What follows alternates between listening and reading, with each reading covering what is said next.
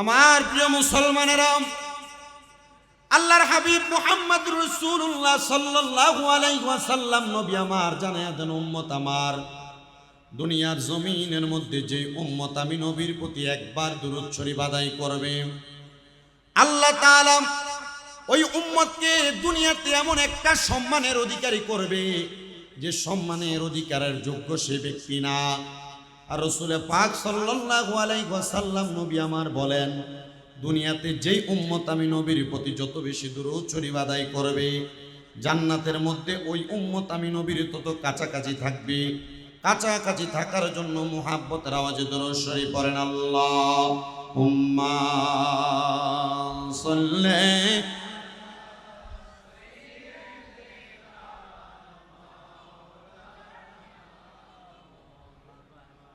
ওয়ালা বলছে মুবারক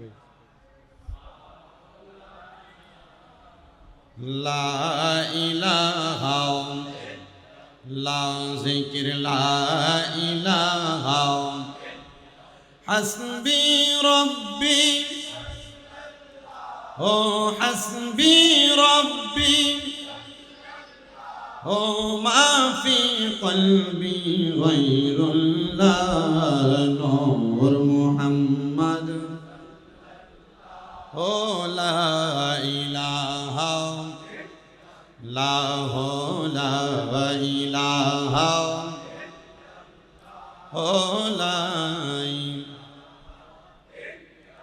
আমরা বড় ভাগ্যবান, আমরার নবী আল্লাহর মেহমান। আল্লাহ দয়া করে করলেন দান, আল্লাহ দয়াল মুর্শিদ বাগদাদি বাবা জান। লা ইলাহা লা যিকির লা ইলাহা লা ইলাহা ইল্লাল্লাহু মুহাম্মাদুর রাসূলুল্লাহ সাল্লাল্লাহু আলাইহি ওয়াসাল্লাম। জবান বন্ধ রাখবেন না, মুহাব্বতের আওয়াজে একটু জিকির করেন, আল্লাহ আল্লাহ আল্লাহ আল্লাহ।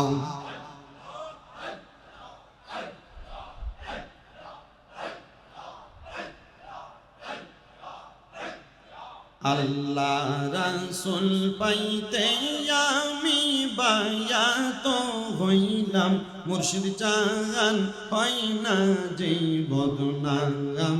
মাশাআল্লাহ কাউকাব চান হয় না যে বদনাম। মাশাআল্লাহ আল্লাহ রাসূল পাইতে আমি বায়াত হইলাম, আল্লাহ রাসূল পাইতে আমি বায়াত হইলাম।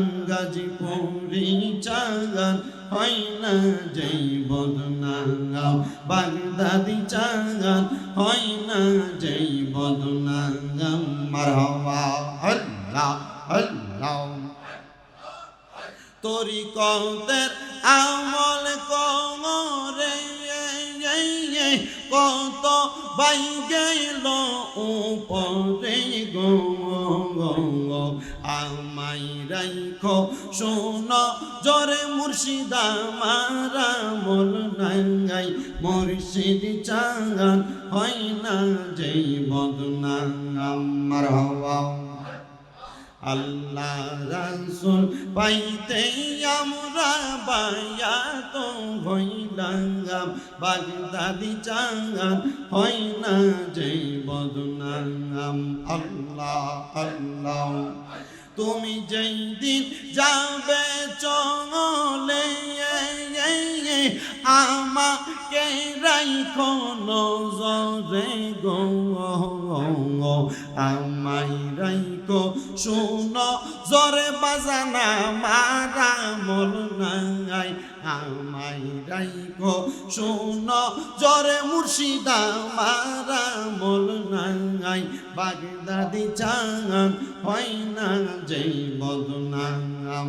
মাশাআল্লাহ আল্লাহ আল্লাহ আল্লাহ রাসূল পাইতে আমি বায়াত হইলাম, মুর্শিদ জান হয় না যাই বদনাম।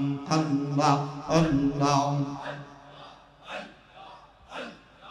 লা ইলাহা ইল্লাল্লাহু মুহাম্মাদুর রাসূলুল্লাহ সাল্লাল্লাহু আলাইহি ওয়াসাল্লাম। সবাই জবান খুলে পড়ি আলহামদুলিল্লাহ।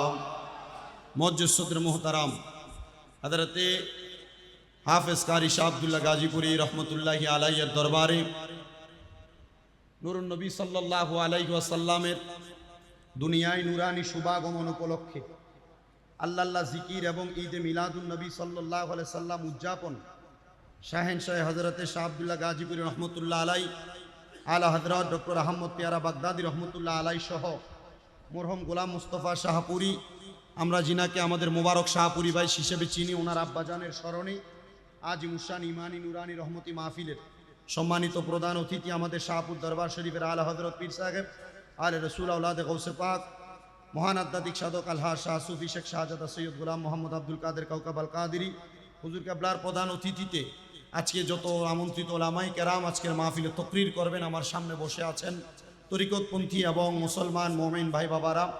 মহান আল্লাহ জাল্লা শানহু আমাদেরকে আজকের এই জান্নাতের বাগান, এটা এমনি জান্নাতের বাগান, জান্নাতের বাগানে আসার বসার তৌফিক দান করেছেন। সেই মহান মনিবের শুকরিয়া আদায় করে জবান খুলে পড়ি আলহামদুলিল্লাহ। আমরা দেখতে পাচ্ছি আজকের মাহফিলে আরেকজনই আলেম ওলামায়ে দ্বীন ওলামায়ে আহলে সুন্নাত শাহ জালাল তাহিরি সাহেব নিচে বসে আছে, উপরে এসে বসবেন ইনশাআল্লাহ। ওলামায়ে কেরামকে আমাদের বাগদাদি মুর্শিদ কেবলা সম্মান করেছেন, তাজিম করেছেন, আমরাও তাজিম করি। তো আমাদের মুবারক হোসেন শাহপুরি ভাই ওনার আব্বাজানের স্মরণে এত সুন্দর জান্নাতের বাগান মাহফিলের ইন্তজাম করেছেন এবং আল্লাহর ওলির দরবারে করেছেন। আমি এটার উপর একটা হাদিসে মোবারকা একটা কারগুজারি শুনে আমার ওয়াজ শেষ। আল্লাহর হাবিব সাল্লাল্লাহু আলাইহি ওয়াসাল্লাম আর প্রখ্যাত হাদিস বিশারদ হযরতে আবু উমামা রাদিয়াল্লাহু তাআলা আনহু, উনি একদিন আল্লাহর হাবিব সাল্লাল্লাহু আলাইহি সাল্লামের দরবারে বসা, আমরা যেভাবে বসা নবীজির দরবারে অসংখ্য সাহাবায়ে কেরাম বসা থাকতেন। তো ওনাদের মনে যখন যে প্রশ্ন জাগতো তিনারা তখন রাসূলকে প্রশ্ন করতেন। হযরত আবু উমামা রাদিয়াল্লাহু তাআলা আনহু